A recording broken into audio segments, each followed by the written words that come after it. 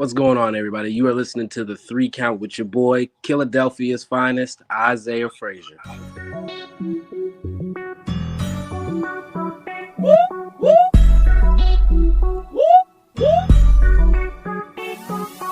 I'm in fashion, roll with cold passion. Welcome everybody to another great edition of the 3 Count Podcast presents Now Entering, and I'm your host, Clifford Red Dog Miller, the man that leads you up that mountain called wrestling.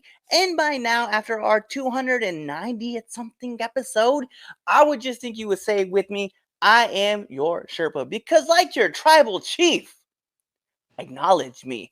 But like every good Sherpa, it's never about me. It's about who's entering the ring. So who's entering the ring today? You can find this man at AWA. You can find this man at Eclipse. You can find this man at Aeon, RCW, UEW. You can find this man at PWASD. You can find him at CIW, FUW, ATCW, and EWA. He is half a tag team specialist. He is a single specialist. He is one half of the Fly Fellas. And he is that dude. Give it up for Philadelphia's finest, Isaiah Fraizer.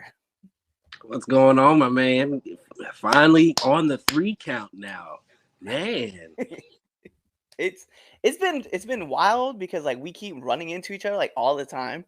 Mm-hmm. And I'm like, how is this like not happened yet? And I was like, bro, like so if I like I was like, yo, you want to go on this podcast? Hey, just let me nudge him in this direction. Hey, you want to come on this podcast? Shoot, I'm always down to do podcasts, man. Especially for you, because I know the first time I met you was at a Voltage show. I was just like, I need to be talking to this man. He looks awesome.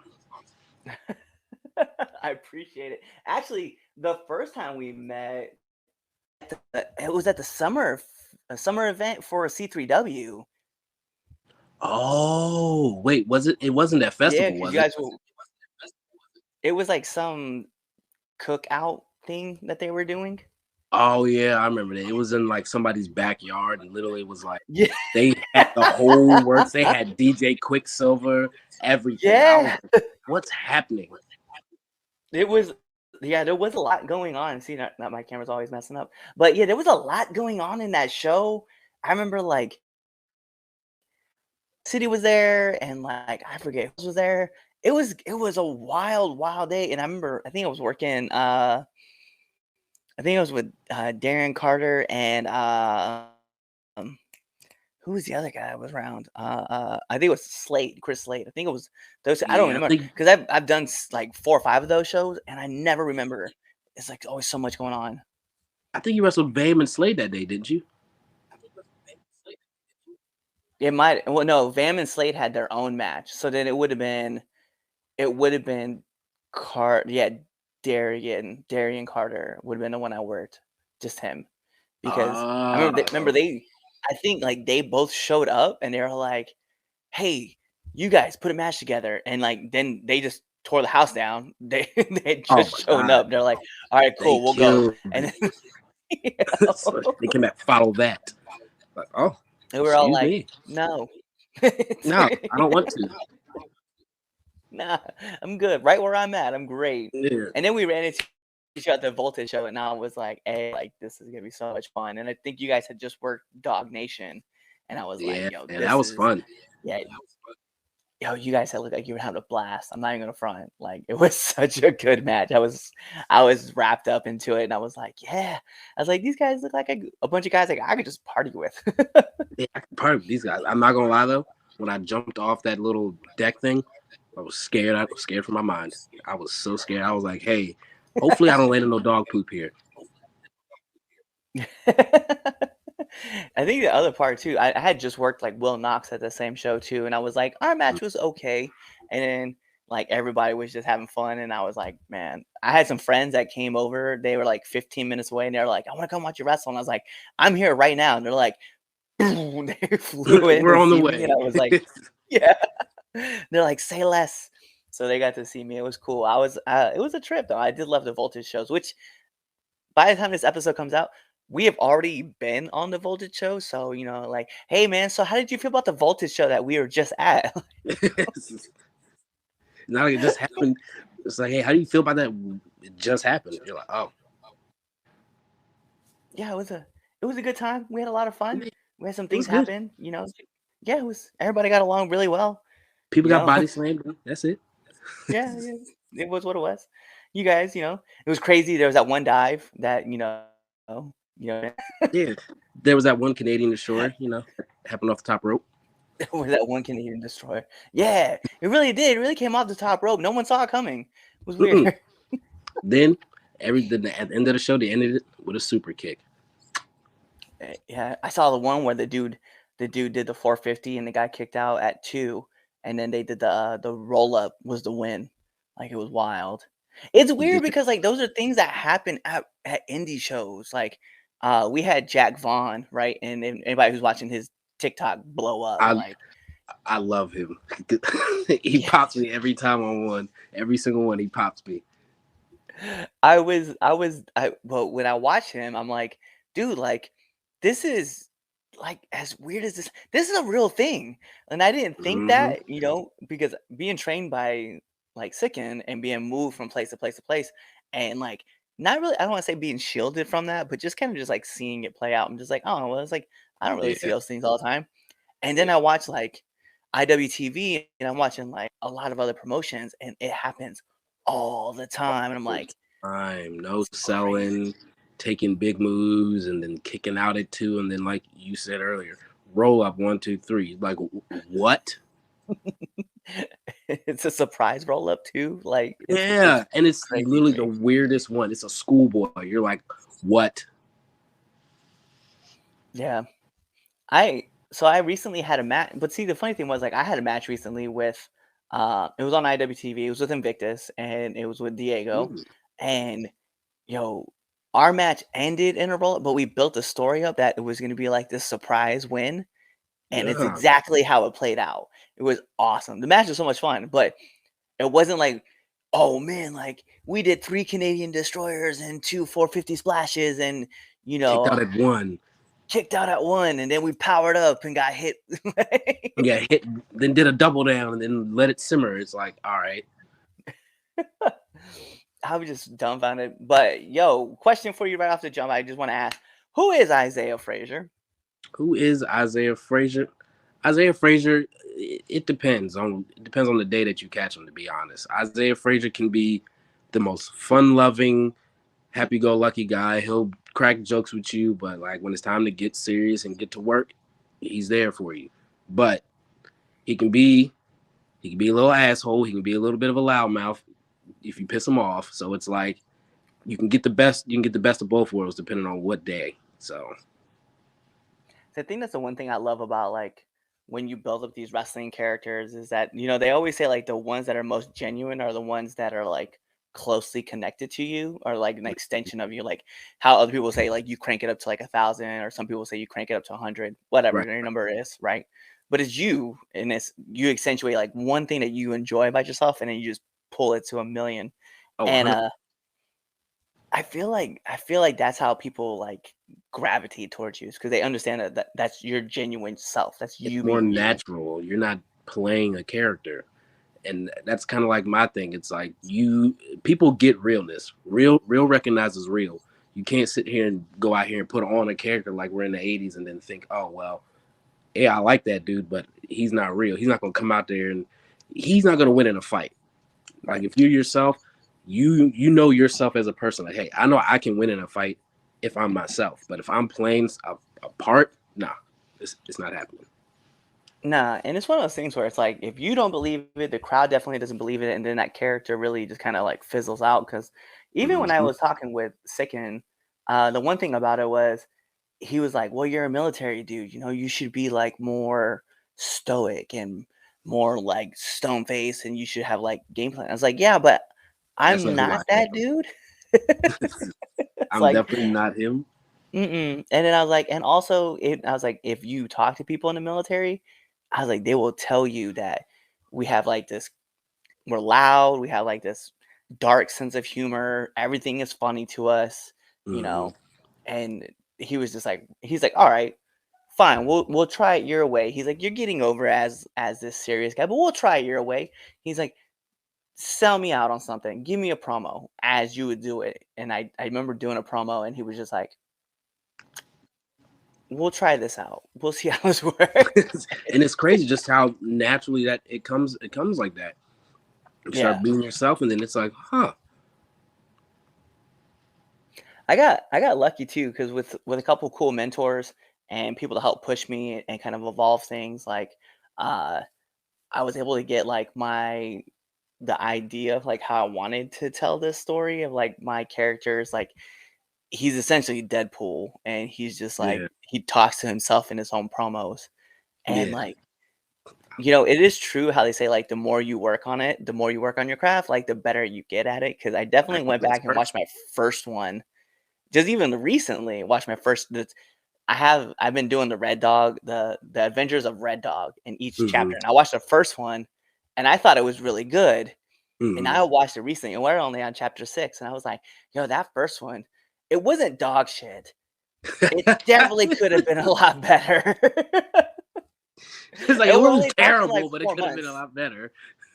Yeah, but we're talking like 4 months. It's not even like it's been that long. I'm like, "Dang, this guy's Yeah. changed a lot." And that's what happens. Like you grow as a person. You start seeing like, all right, maybe I can tweak this a little bit, or maybe I can make this just that little. I can do this just that a little bit more. That's what I do with all my matches. I will go back into like when I first started and watch some matches. I go back to matches I wrestled last night, and I'm like, look, I can tweak this a little better. Repetition makes key. It's. I can't preach that enough. Repetition. Yeah, and I love doing mental reps too, where I'm like I'll watch like WWE or AEW or even Impact, and then like I don't really critique the match, but I'm like, that's an interesting spot to put there. I would have probably done it this way, Yeah. put this here, done it this way, and then just the idea. The one thing I got somebody I forgot one of our episodes that we had. Sorry, we do a lot of these. Okay, their brother, the brother was like, "Hey, I'm gonna go. Can I listen to you guys call your match?" And I was Mhm. like, "That's a crazy idea." I was like, "I've never thought about that. Like, let me just Yeah. sit in and just hear you guys call this match so that I can kind of understand like how I want to build mine." I was like, "That's a great idea." I was like, "I want to start doing that now, where I'm just listening into people call their match and be like, hmm, interesting. I kind Okay, of do that in the locker room sometimes, depending on who it is. I'll like kind of sit near them and listen, because like, like with the Capital Vices, I always used to sit near them and listen to their matches and stuff. But like, as I'm starting like to branch out and go to these different places, I'm listening to like their top guys call matches and other guys call matches just to see how they're putting their matches together. I'm like, let me see if I can do that with mine, and then also watching it so I don't repeat it. I think that's the biggest one too, is because what ends up happening, and a lot of people who go to indie shows will understand. Like, you'll get a lot of matches where they'll be like, you have 2 roll-up finishes on a show that only has, Mhm. like, 8 matches on the card, and you're just like, "Oh, we saw that finish.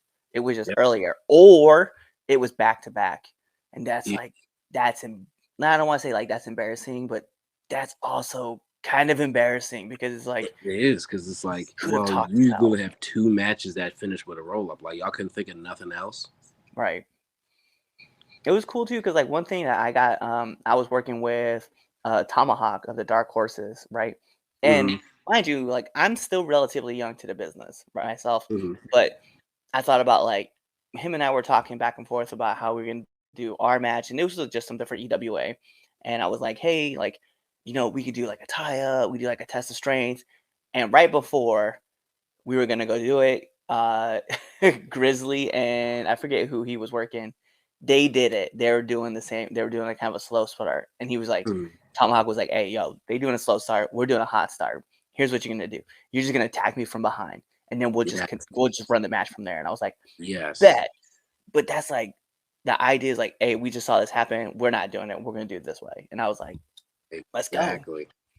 Exactly. And that's what it is. It's like I wrestled in Connecticut this weekend. I was after intermission. I kind of like being that way so I can see what the first half did so I don't repeat it. Mhm. First half, I literally watched like 2 or 3 lockups. I'm like, I'm not doing that. We gonna start hot. I think the one thing too is I always tell people like I love being like right before intermission. Either Yeah. right before intermission, I want to be the starter right before intermission, or the first match after intermission. Like, everybody wants to be main event too. Like, that's obviously like, yeah, I want to be that. Yeah. But I think it's something about being right before intermission where like you can either set the crowd like to intermission happy or just horribly pissed. I love that too. It's like you never know what you'll get to. Yeah, I agree. I'm gonna have to agree with that one too. And that's why I was like, because then at that point too, like you said, right, you get to watch like the first couple matches, see what everybody's doing, and you're like, all right, cool, that's what you guys are doing. I'm gonna go and set my match this way, and then Mhm. like especially if you're a baby face and like the heel's going over and you're like, yo, just kick me in the dick and then just roll me up, and this crowd's gonna be pissed. And especially if it didn't happen too, and that's my thing. Like, I think no type of like crazy like dirty finishes should happen within like the first 3 matches. Like, I feel like after you get to like that 4th or 5th match, that's when you start getting them like them storytelling matches and them storytelling. Yeah.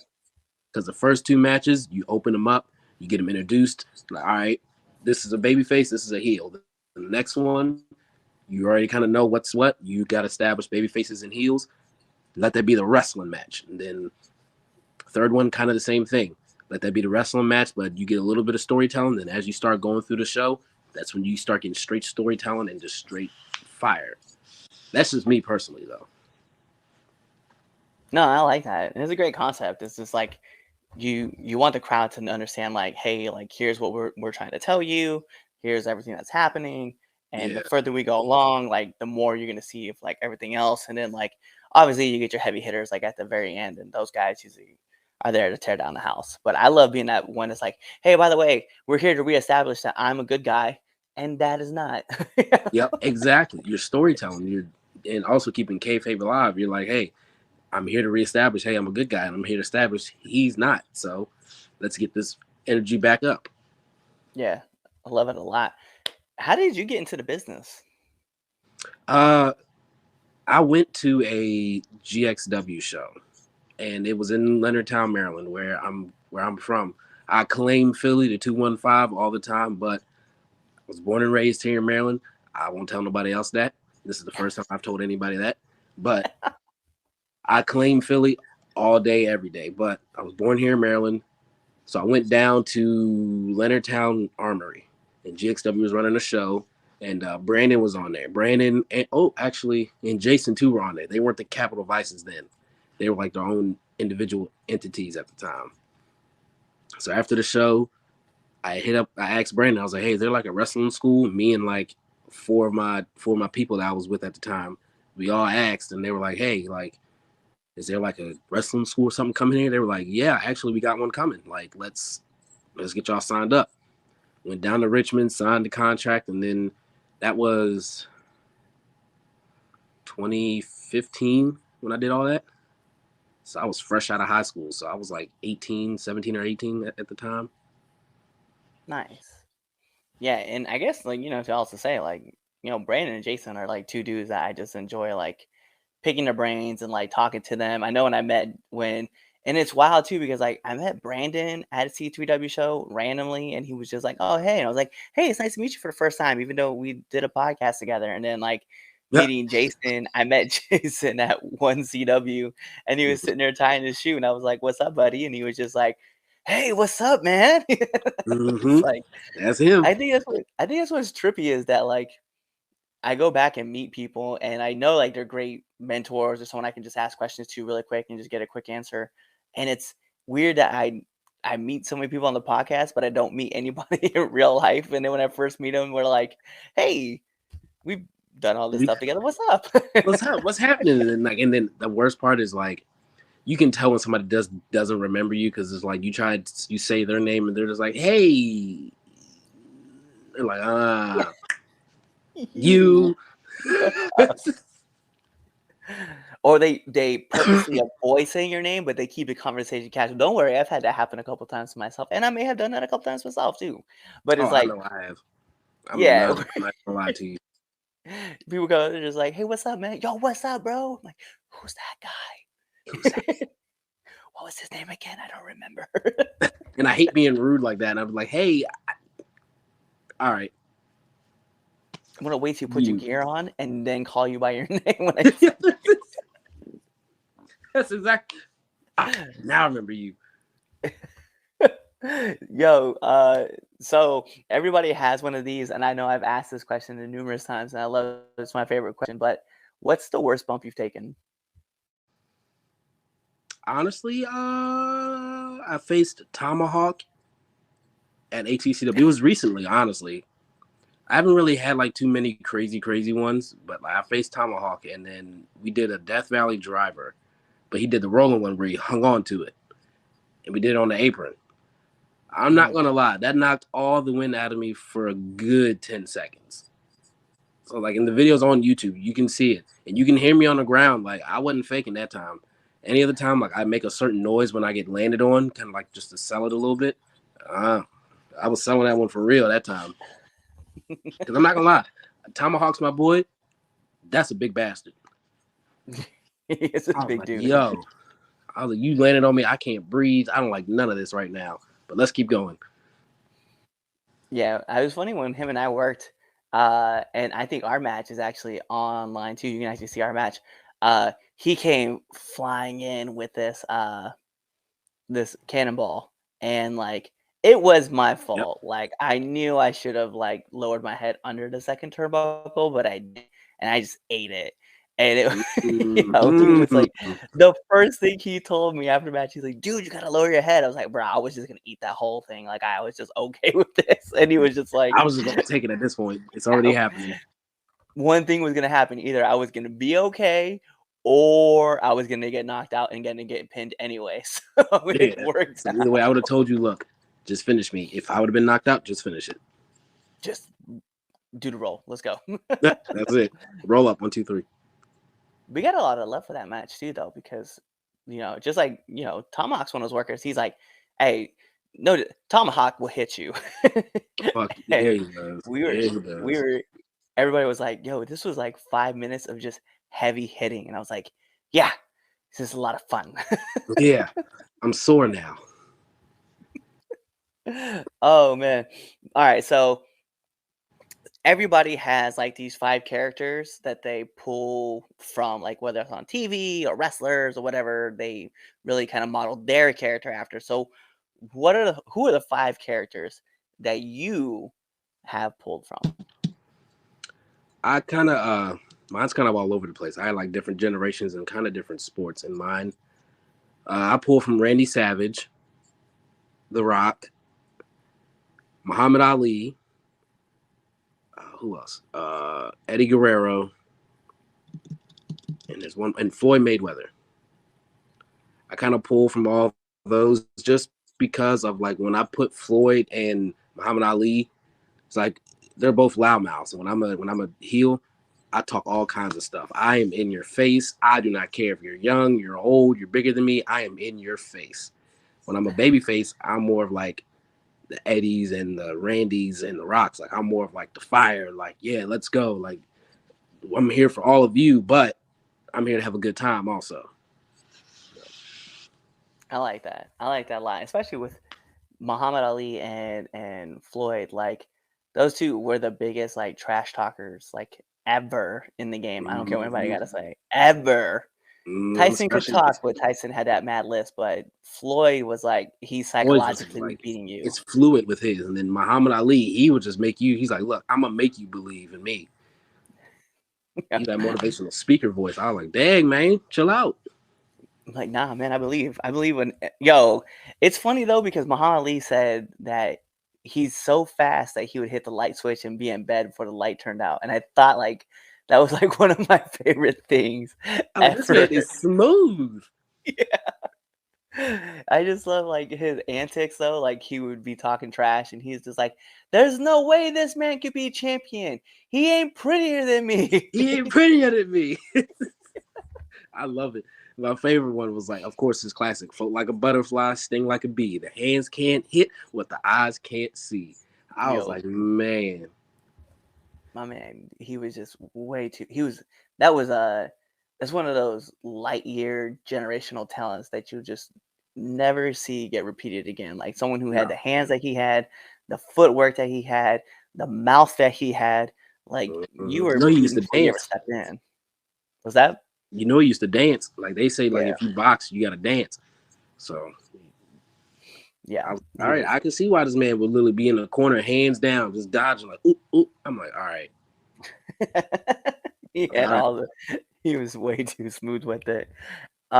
Maybe. So being that you've been in since 2015, right? I'm sure you probably had a few of these handed out, but I just want to know, like, what's one of the hardest lessons you've had to learn being in the business? That you always got to learn. Like, you have to be humble. You can't think you're top guy all the time, because at the end of the day, somebody's going to knock you to your pedestal and make you feel like, oh, well, I'm not top guy. So I've had to learn that a hard way, because I would always think, oh, I'm this and I'm that. And then I would get to certain places and I'm like, whoa, I am far from that.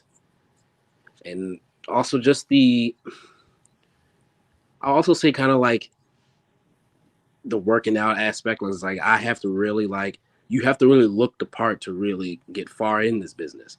And granted, I don't work out as much as I should. I like food too much. So I'm gonna be honest with you right now. That's two of the things that I had to deal with the most. Just getting the ego checked and just the fitness part. I think it's something that I've like started to learn to. I don't want to say starting to learn. It's something I've kind of known, but one thing is like a lot of people. There's always things to learn in this business, and to like make yourself more of I don't even know, like more valuable to like other Yeah, companies, right? more of an And I asset to feel a company. yeah, and so like the more you can bring to it, like the better you kind of prep yourself for. And I know a lot of people like Mhm. they only look at the wrestling aspect of what you can do, because they'll be like, well, you've only been in it. Like I got told, like, you've only been in the business for 2 years. Like, what do you really bring to this? What could you bring to my company? And I was like, huh. And then like Exactly. I was You're like, like, I made this graphic design. I have this podcast. I do all these promos. I actually work out. Like exactly. I I actually do invest in this. I myself. actually It's like I have this promo picture. If you don't like that one, I have this one. Like this I was one. like, yo, I have I do what I portfolios. I have do. options. Yeah. I was like, I'm pretty well versed. And so then at that point, everybody's like, oh, all right, well, we'll try you out for a match. Cool. That's all I Cool. wanted. That's all I need. Say less. Hey, so one thing that I love, and I love this question, is what kind of advice would you give to up and coming wrestlers? Just keep at it. And it's like what goes back to our first thing, repetition. The more you do it, the better you're gonna get. Because you can't half-ass it. You only get in what you put in. So you can't just go in here and be like, oh, well, I'm just go through the motions and then expect to be put on stuff, or expect to get it right off rip. You got to get in what you put in, and you just got to just keep at it. Don't give up. Because I know there was times where I was at practice. I took my first like 4 or 5 bumps. I thought about quitting right off rip. I'm not gonna lie to you. I don't want to do this, but I kept going. I kept doing it. I kept just seeing how better I was getting every single day. So I was like, all right, I can do this. So if I could give any advice to any young wrestlers today, study film and keep at it. That's it. I like that. So seeing that you've been around and in a lot of different areas, right? I need one do Mm-hmm. and one don't of the locker room. One, do clean up after yourself. Don't leave nothing. It's just in your area. But if you want to clean up the whole locker room, go for it. I've done that out of my own kindness in my heart. And don't smoke in the locker room if they tell you don't smoke in the locker room.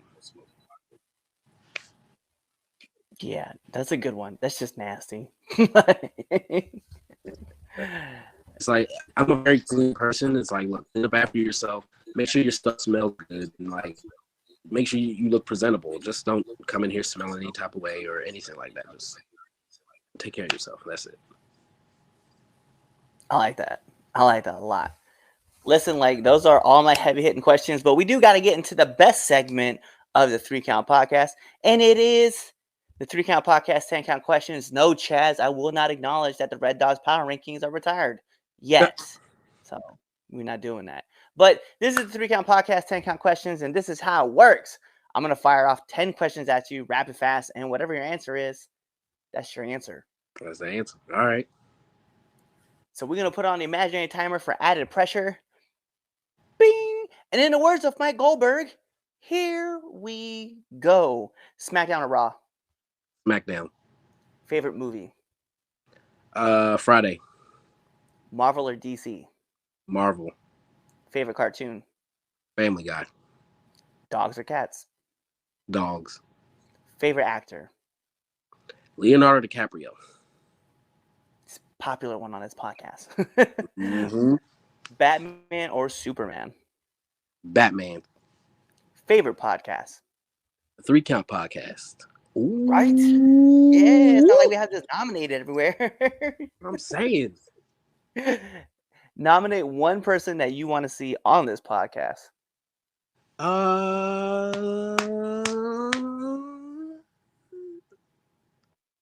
don't know if you Logan Rowe. You're going to have to repeat that one again because you kind of broke up. Logan Easton LaRoe. Yes. 100% yes. I have to bring that man on this podcast. That is that man's good, and he's taught me a lot of stuff too. So he'll be a good one to have on there. Hell yeah. And then last but not least, my favorite question to ask every single person who comes on this podcast: favorite curse word? Fuck. Right. I mean, like, there's any other words really out there? I mean, I say that word. I say that word at least 80% of the time of the day.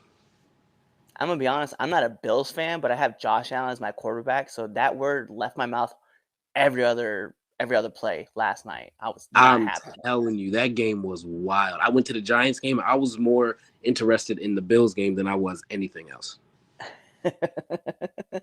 I was so mad. You know, Josh, man, you cost me fantasy points by fumbling the ball in the end zone. Asshole. Not happy. You gonna throw a pick in on too? What a dummy. Nah, I can't believe it. And then as a Broncos fan, I had to relive that as a Broncos fan because Allen throws a pick in the end zone and then Russ throws the pick in the end zone. I was like, of course, this is what happens. Why are y'all throwing these passes in the end zone? Run the ball. I know. And it's not like Josh Allen can't run or Russ. It's weird. Just wilding. Anyway, we're not here to talk about sports. This is a wrestling podcast. So that's all my questions. But Mr. Fraizer, let the people know where they can find you. You can find me on Instagram, Twitter, Facebook, and Gifted If for everything. And I need to air.